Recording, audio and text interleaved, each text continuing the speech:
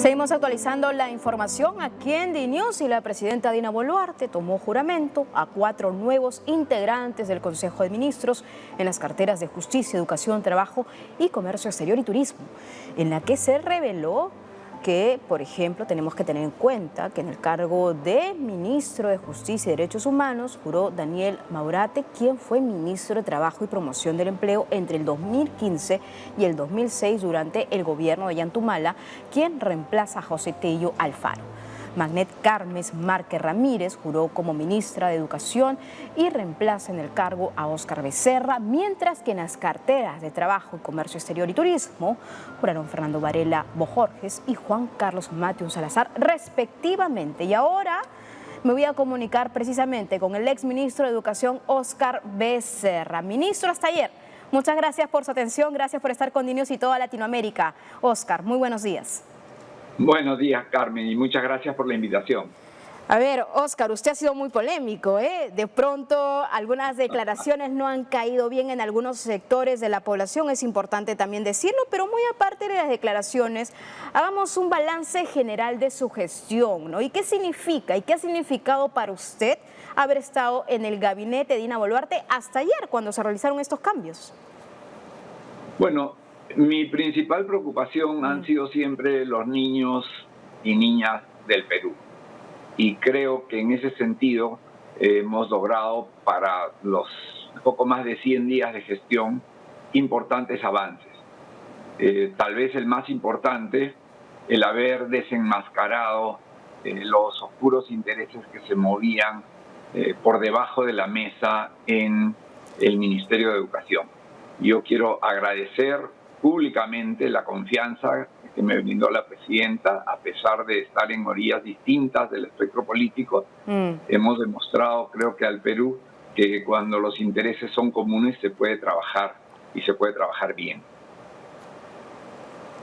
Eso es muy importante lo que usted ha dicho y es importante agradecer, pero me imagino que usted también se ha ido con una crítica. Me imagino que también las últimas declaraciones o gestos que ha tenido, que no han caído bien en el sector de la prensa, en el sector de la ciudadanía, que son controversiales, pero no podemos entrar mucho en detalle en eso, pero en definitiva también me imagino que ha habido un roce con Dina Boluarte o también con Alberto Tarola con respecto a ello, ya para entrar en otros asuntos.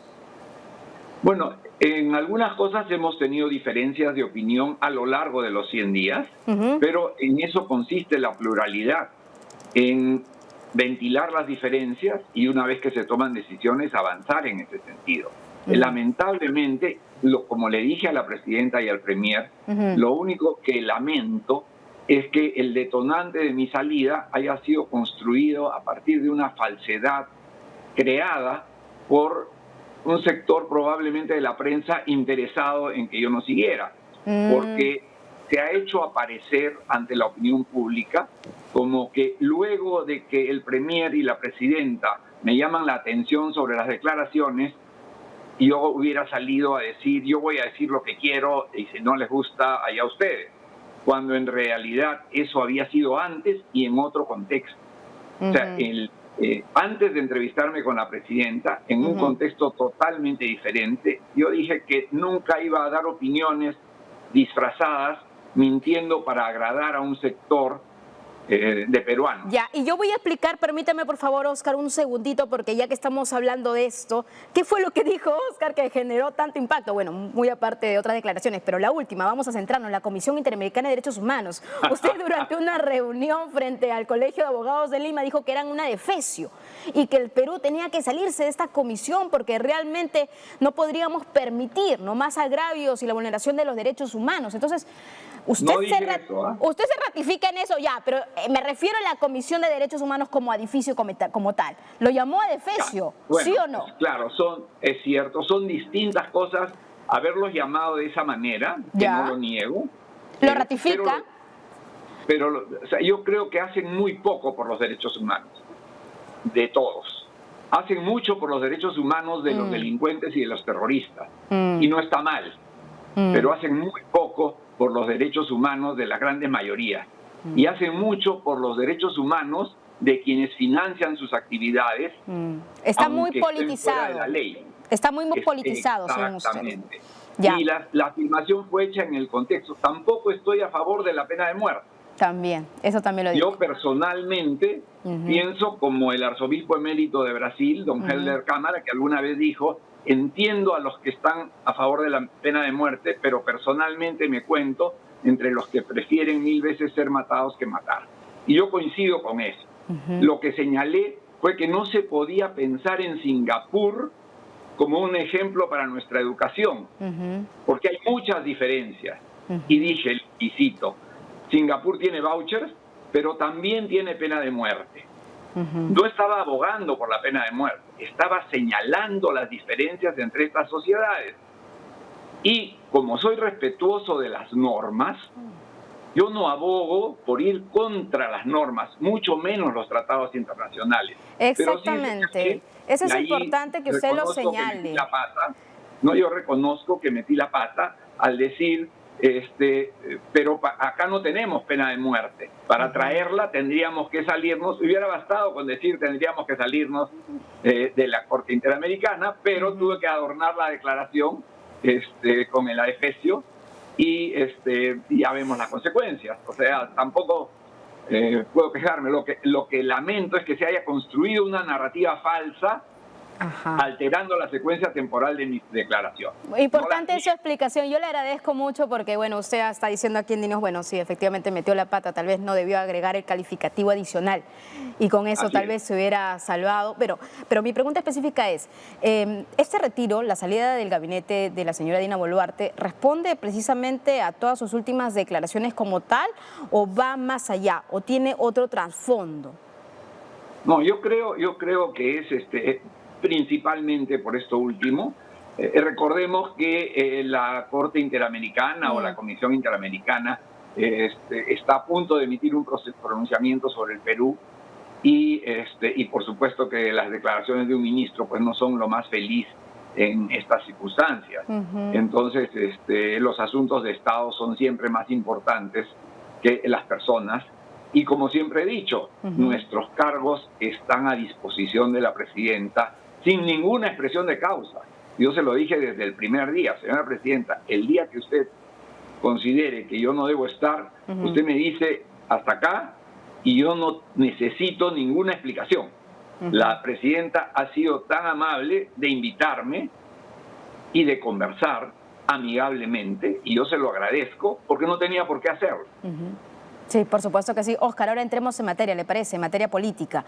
En cuanto al hecho de haber participado en el gabinete de la señora Dina Boluarte, a ver, ¿qué percepción y sensación se lleva, ¿no?, en el sentido del camino, de la visión país que se está tomando en estos momentos luego de un complejo escenario político que aún en estos momentos aún persiste, sobre todo en el sur del país, con conflictos que están ahí atorados, ¿no?, que están concentrados sobre todo ahí en Puno, ¿no?, que todavía no lo vemos de cerca, pero está ahí, permanecen. Entonces, ¿cuál es su percepción, su sensación? ¿Qué se lleva de este gabinete y de esta participación en el primer tramo de la señora Dina Boluarte, de su gobierno? Bueno, lo primero, que es muy difícil gobernar sin el respaldo de un partido político y de una bancada en el Congreso. Es estar en la cuerda floja todo el tiempo y es imposible agradar a todos. Entonces, ese es el gran desafío. Lo que la presidenta Boluarte ha logrado es integrar un equipo bastante afiatado para el poco tiempo que tiene, donde las diferencias se ventilan al interior del gabinete y una vez que se toma una decisión, todo el equipo la apoya y trabaja indesmayablemente para llevar el país adelante. Creo que su preocupación por el país es genuina. Creo que no tiene ningún interés en quedarse un día más de lo necesario. Nos lo ha repetido innumerables veces y se lo ha dicho al país. Si en algo ayudara a la salida de Dina Boluarte a mejorar la situación del país, se iría en el mismo momento. Pero no es cierto, no ganaríamos nada. Ni la salida de Dina Boluarte ni una asamblea constituyente van a hacer algo para aminorar la tragedia que viven las grandes mayorías del país, en especial en Puno. Creo que Puno es un punto focal del descontento, pero tampoco creamos que es solamente descontento. Creo que hay mucha manipulación. Y ahí, como lo he dicho varias veces, la educación, la falta de educación incide mucho. La gente es muy fácilmente manipulable, lo ha sido siempre, y en este caso lo que está pasando es que hay intereses, que ahora puedo decirlo abiertamente, de países extranjeros. Bolivia no produce oro, pero exporta más oro que el Perú, porque exporta el oro que sale ilegalmente por las fronteras del Perú y que está saliendo cada vez más gracias al desorden de Puno. Y le están haciendo creer a los puneños que están luchando por los más pobres. Están luchando para enriquecer a los ilegales que extraen oro y destruyen la selva y destruyen a la población de la selva, porque al haber una frontera que solamente está abierta para los mineros ilegales, que se llevan el oro a Bolivia y desde ahí lo venden legalmente al mundo, es el principal motor de lo que está pasando en Puno, ¿no? Ahora, con respecto a su cartera, ya que tiene la posibilidad de hablar, ya que no es un funcionario desde ayer, claro está. Usted dijo en sus declaraciones a varios medios de comunicación, y lo recuerdo muy bien porque hizo un paralelismo que ahorita en estos momentos pues se está viviendo en otra parte del mundo, Ucrania. Dijo que los colegios, la infraestructura de la educación peruana era casi como la de Ucrania en estos momentos. Vamos a ver en el norte el tema de las lluvias, un eventual fenómeno de Niño, el ciclón Yaku, se han cancelado algunas clases, la infraestructura también ha sido dañada. Según su perspectiva, de toda la información, de todo el análisis que ha tenido con un equipo, un cuerpo técnico, ¿qué se puede hacer? ¿Qué le recomendaría? ¿Qué se necesita hacer para que realmente nuestra educación mejore en el ámbito público? Bueno, gracias por la pregunta. Un preclaro peruano dijo alguna vez que el Perú es un lugar donde se ponga el dedo salta la pus. Y creo que eso es especialmente cierto en la educación. No solamente la infraestructura, que es lo que más se nota, donde no solo hay una brecha de 152.000 millones de soles, que ha crecido 50% en los últimos 50 años, lo que demuestra que estamos corriendo en la dirección contraria, y no importa dónde vayamos, en cualquier lugar del país, hay un colegio o que se está cayendo o que está a medio hacer desde hace años y no se ha hecho nada para mejorarlo. Pero también la calidad educativa es una desgracia. En las evaluaciones internacionales estamos en los últimos lugares, después de haber sido el país que más mejoró. Y una de las principales críticas que me han hecho es por haber señalado que todo el gasto enorme que se ha hecho en educación para mejorar los ingresos de los maestros ha sido dinero desperdiciado porque no han habido resultados. Y no estoy echándole la culpa solo a los maestros, es toda la sociedad peruana a la que le importa más el discurso que la realidad. Todo el mundo habla de la importancia de la educación, pero como sociedad hacemos muy poco por formar mejor a los maestros, por exigirles resultados que estoy seguro están dispuestos a esforzarse para conseguir, pero que no les pedimos nada. Y ese es el problema. No solo es un problema de infraestructura, es un problema de calidad de la oferta educativa, es un problema de cientos de miles de niños y niñas que no tienen colegios a dónde ir, porque no alcanzan las vacantes, de cientos y tal vez miles de colegios donde hay aulas y hay alumnos y no hay profesores porque no hay suficientes plazas. Y el proceso de decisión es tan engorroso y tan difícil que, para dar un ejemplo, me comentaba un gobernador regional que después de 11 meses el año pasado le aprobaron las vacantes en el Ministerio de Economía y en el Ministerio de Educación para contratar a maestros en el mes de noviembre, y los contrató en noviembre y diciembre, y a partir de enero ya no tenía el presupuesto. Ese tipo de cosas son parte de la rémora que significa el Estado para los peruanos, y que la presidenta Boluarte está trabajando, y yo he sido testigo de excepción, y aquí no estoy cometiendo ninguna incidencia, de cómo pide por favor que hagamos las cosas que hacen falta para que los más pobres de los peruanos tengan aquello a lo que algunos pocos privilegiados tienen derecho, aunque la educación privada tampoco esté mucho mejor que la pública. Así es, eso también es cierto. Ministro, se me va el tiempo, pero debo preguntarle concretamente, ¿qué le diría a su sucesora en estos momentos? ¿Qué le diría ahora pues a la que tiene la protagonista de la cartera? ¿Cuáles son esas medidas que se tienen que tomar en estos momentos, y también las recomendaciones a la presidenta Dina Boluarte? Bueno, hay un trabajo que hemos hecho juntos. Recordemos que Maggie Márquez ha sido mi viceministra de Gestión Institucional. ¿Va a seguir con la línea programática más o menos de lo que ustedes estaban trabajando? Yo espero que eso sí. Es muy Por importante. Supuesto que ella es la ministra ahora y ella es quien decide. Pero hay un trabajo que hemos hecho de preparar un plan a 15 años. Porque hacerlo en menos sería irracional. Y estamos hablando de invertir 10.000 millones de soles al año para en 15 años recuperar la infraestructura. En paralelo, son varios ejes, no los recuerdo de memoria, me parece que son como 7 los que tenemos en educación. La conectividad es otro problema, pero fundamentalmente la calidad pedagógica de lo que hacemos en las aulas. Y ese es un problema crítico y habíamos desarrollado un plan de búsqueda de la excelencia académica a 4 años, que espero que como lo hemos hecho juntos, siga adelante. Pero eso requiere no solamente la decisión del Ministerio de Educación y del Consejo de Ministros, sino que hay que ir a buscar dispositivos legales en el Congreso para poder asignar la mitad de los recursos que el Estado deja de gastar todos los años a recuperar la infraestructura educativa. Hace falta una ley. El Perú tiene decenas de millones de dólares en recursos de canon durmiendo en las arcas del Banco de la Nación y que los gobiernos regionales no pueden gastar. ¿Por qué no los gastamos en recuperar la infraestructura educativa? Esas son las propuestas en cuanto a infraestructura. Los niños tienen un deseo natural y una capacidad natural para aprender.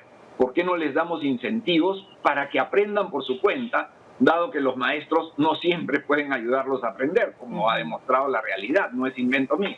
Así es. Ahora, Óscar, es ministro de Educación. Debo preguntarle, ya me tengo que ir con esta pregunta, ¿qué piensa, no? ¿Qué piensa ahora que ya está fuera, de pronto ya tiene una mirada, una perspectiva, también tiene la libertad de hablar y de comunicarse libremente, ya no va a ser cuestionado, ni sus declaraciones van a entrar en tela de juicio importante?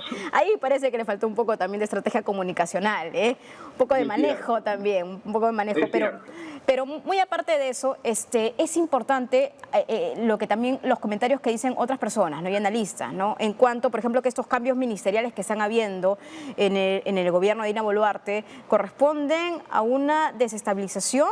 ¿Qué está pasando por dentro? Hay situaciones encontradas, es un gabinete desgastado.